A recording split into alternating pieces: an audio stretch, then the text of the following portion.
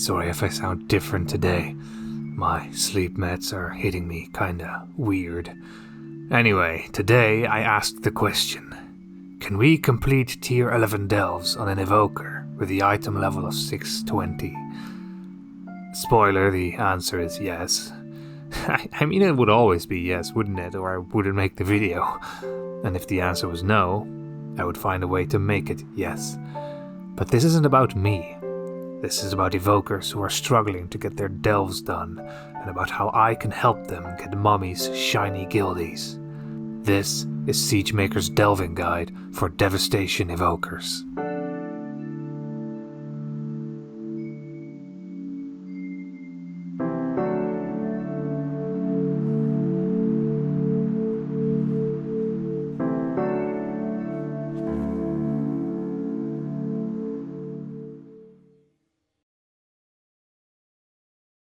Nice fuck! Now, Devastation Evokers, or Dev Evokers, or Devokers, or assholes are kind of a one-trick pony, except they're not ponies, they're lizards. And they don't have one trick, they have two tricks. And these two-trick lizards can burst, and they can hover. If you can do those two things, you're gonna be fine. Here, I opened on the first pack, and I make sure that I'm at a range. But remember, our range is limited. 25 yards, that's all we get as Evokers. So kind of try to stay at those 25 yards. Now for Evokers and Delves, your opener is everything. While I'm here to help you delve and not help you play your classes in your DPS rotation, I would try to be conscious of your opener. Stuff like using Dragon Rage properly and extending it with Animosity, and using Deep Breath, and then getting as much use out of Imminent Destruction as possible, stuff like that. But again, that depends on your build. You may not even run these talents, that's completely up to you. Just try to do as much damage as you can within the first seconds. Look at how much damage is dealt with 2 mass disintegrates, and after your opener, just see who's still alive. And you can use your landslide to root them all if you need more time. You can also split the pack apart using Sleepwalk. And this is especially useful if there are multiple casters, because we do not handle multiple casters very well as Evokers. Like those Shadow Bolts and those Fireballs, they hurt. And 1 we can handle or interrupt, but 2, that you will already notice that you'll take a lot of damage. Naturally, this is all less concerned the higher item level you are, obviously. But from here on out you use Hover, and you have to use Hover effectively to just stay at a range while just cleaning up the rest. If you are a skill commander like me, and I do recommend skill commander for delves, then you should use Hover before you Deep Breath, because Deep Breath will reset both charges on your Hover, essentially doubling your hover time.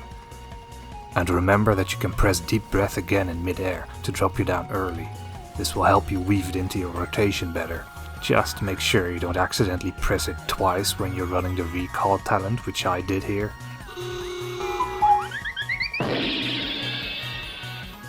And to those who don't know, if you use Hover twice, like the duration of the buff, it's additive, it doesn't overwrite it, it doesn't reset it, it adds to it, so you can just spam Hover if you have charges.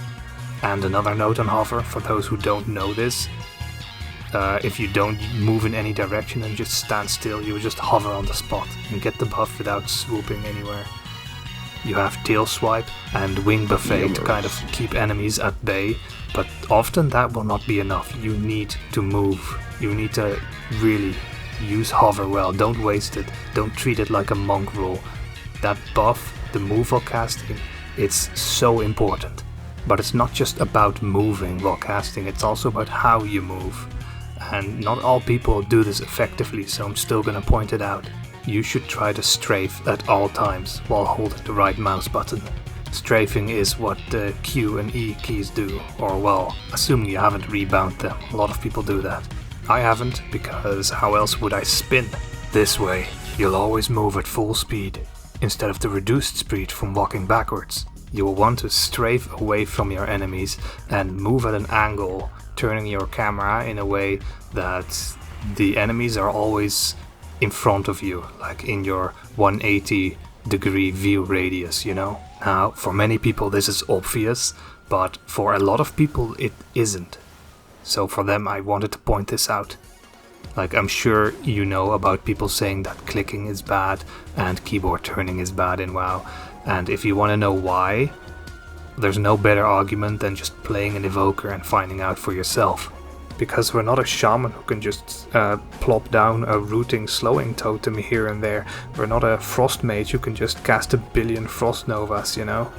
We have 1 root and 2 knockbacks, that's pretty much it. Our crowd control is simply awful. So we'll just have to make up for it by just always being on the move. Which brings us back to enemies we often can't outrun, and that would be bosses and casters. And these are also just the Evoker's weakness in my opinion. For casters, especially like in Nightfall Sanctum when there's all these Shadow Bolt spamming motherfuckers, I often just sleepwalk one of them so I can just take one at a time because they're just that annoying.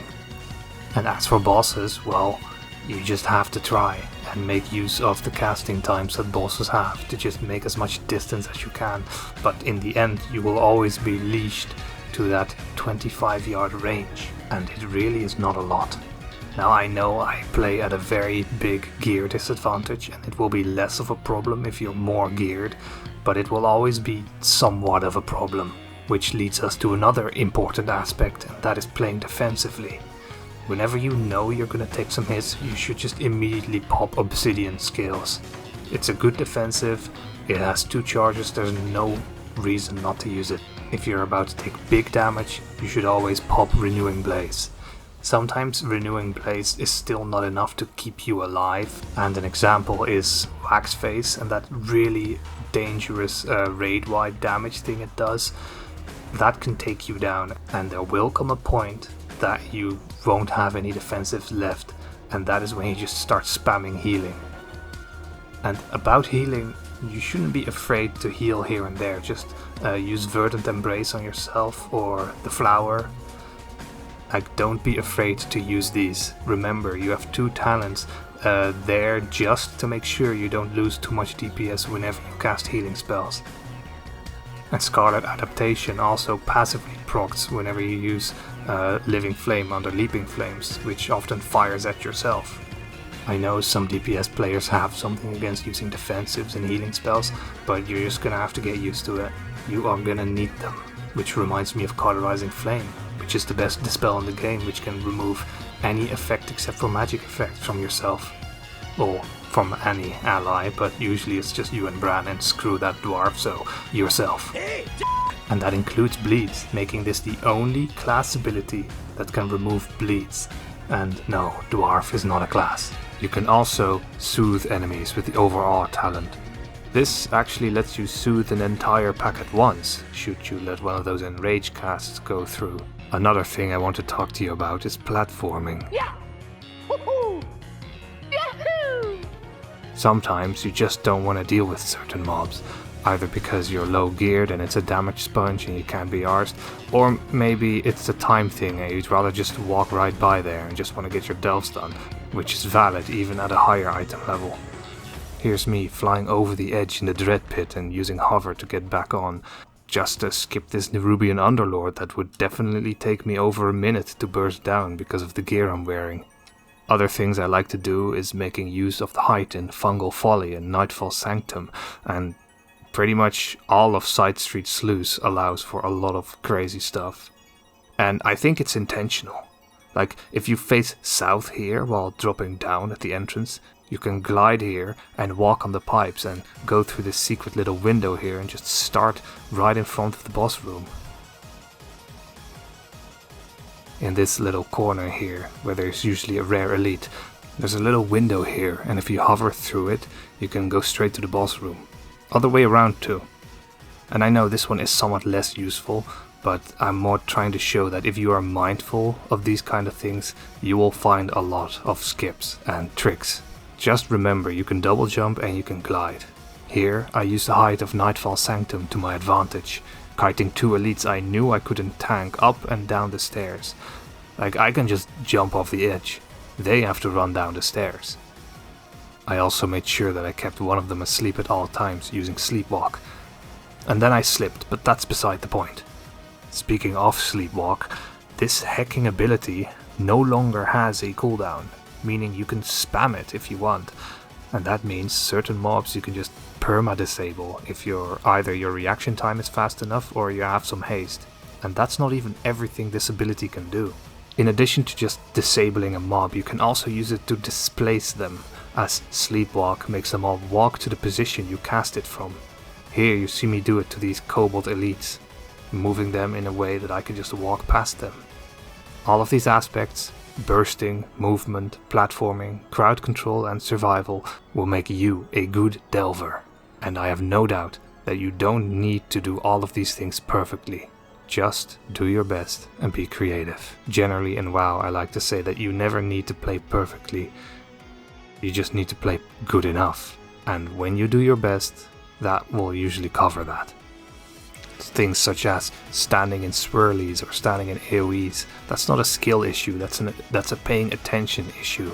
And if you did your best, you would be paying attention. And sometimes you will pay attention and still mess something up, but that's fine. Just have faith in yourself and try to fix it. And if you can't, try again. This clip actually shows my personal greatest weakness, not just as an evoker, but generally as a WoW player. And honestly, maybe even more than that. Remember how fragile you are. Try to actually plan stuff a little and not just blindly react to everything. Always be ready for the unexpected. And when I say the unexpected, yeah, I mean him. The underpin. Because the underpin caught me off guard. Here I nearly swooped off the edge, but I managed to claw back on. I know there's mobs behind me, I'm cornered now, so I need to deep breath my way out. This part you have seen before. Yeah, and on top of that I end up eating the flamethrower as well. And I'm still alive, Bran saved me and my defensives saved me, but this clip will still result in my death. Even though I survived this, my focus is gone. Let's see how many traps I trigger. Because I'm simply not looking at them anymore. And then I started paying attention to the traps, but then I was no longer thinking about the flamethrower which was about to come out, and there you go. I had nothing left and no way out. Another cool trick, but this one is really stretching it, is using rescue on Bran, because technically he counts as another player. I'm not saying that this is some game-breaking trick, it's just like I always already run rescue, so I decided to actually make use of it and turn it into sort of a heroic leap. You could use Verdant Embrace on him as well, but I doubt that will ever be necessary. Another annoying thing that I've noticed is that the Fungarian's Battle Roar ability does not count as an enrage, so you can't soothe it. This is 100% an oversight by Blizzard. For bosses, you should always try to have your bloodlust, and try to maximize uptime on your hover buff and just move around in circles around the boss room. And keep in mind that Delve bosses only ever have like 3 abilities that they just rotate through, so you can very easily predict what's coming next. And try to not spend all your defensives at the same time. If Waxface throws Wax at you, sure, it's good to use a defensive, but be aware that he might do the Firestorm thing right after. Never pop all defensives at once. Rotate them. Even though I'm sure that I do it too sometimes out of panic. Well, that's literally all I can think of with Evokers. It was a challenge, it was definitely harder than other ranged classes, but it was really fun. But I already really love Devastation Evoker, so. As for the Evoker's other specs, as Preservation, I would definitely do it at a higher item level than 620. Because as a healer you always use Tank Bran, right? And the way we manage to do delves for the low item level is by not tanking at all and by kiting instead. And you can't do that with Tank Bran, right? So you'll have to bite the bullet and just actually play the way the game intends you to play. And as for augmentation, I don't see how that would be viable, because if you were to do it with a healer Bran, you would be augmenting his really awful damage. But if you were to do it with DPS Bran, then you would probably die due to lack of healing. But hey, I would love to see people prove me wrong, you know? So don't let it discourage you. Well, okay, that is everything I have to say about Evokers and Delves. I sincerely hope that I have been helpful. If there's anything else, like questions, suggestions, or anything you'd like to say, feel free to leave a comment or find me in-game. I'm Siegemaker on Argent Dawn. I think the next class is gonna be Rogue, for real this time, because Rogue really is a unique situation. But I'll explain that next time. And I'll also be looking into the overcharged delves they announced for the next patch. I'm really curious about that. Thank you for watching. Genuinely. Happy delving.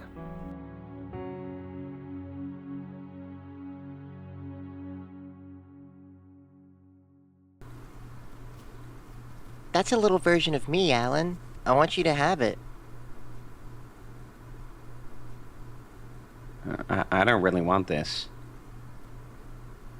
I mean, I'll take it if you don't want it, Alan. You don't want that. I mean, yeah, sure, here, thanks, man. take it. Put it right If there. that's all right with you, Mr. Boss, if Charlie has it instead. I mean, you already gave it to him, but it's your gift, man. Do whatever you want with it. You wanna... Yeah.